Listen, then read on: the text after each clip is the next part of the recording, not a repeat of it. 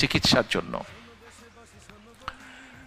সেই সময় উনি যেই হসপিটালতে ছিলেন, নন্দন ক্লিনিক হসপিটালতে ছিলেন, একদিন আমরা সন্ধ্যার সময় সবাই ওনার কেবিনে আছি, স্বাভাবিকভাবে কিছুক্ষণ পরপর তো নার্স আসে। তো সেই সময় একজন নার্স আসলো। নার্সটা এসে আমরা যারা ছিলাম মোটামুটি আমাদের সবাইকে বলছে, আম্মার দিকে তাকিয়ে বলছে, আমি কিন্তু তোমাকে জানি তুমি কে। তো ওখানে তো বেগম খালেদা জিয়া ভর্তি আছেন, উনি বাংলাদেশের এক্স প্রাইম মিনিস্টার, এগুলো তো আছে। তো আমরা ভাবছি যে এটা তো সবাই জানে, এখানে যারা ডিউটিতে আছে সবাই তো জানবেই এটা।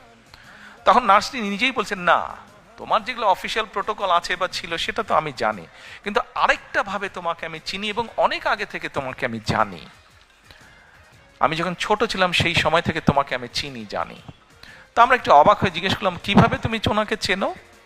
ওই নার্স যে, তার বাড়ি ছিল, দেশের বাড়ি হচ্ছে, শি ওয়াজ ফ্রম নাইজেরিয়া। তো বলল, তুমি তোমার দেশে মেয়েদের জন্য ক্লাস 12 পর্যন্ত শিক্ষা ফ্রি করেছো তুমি, এবং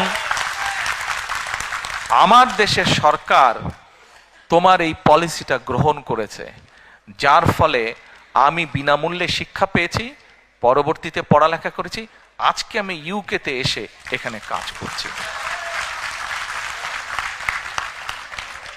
প্রিয় ভাই বোনেরা, আপনাদেরকে অল্প একটি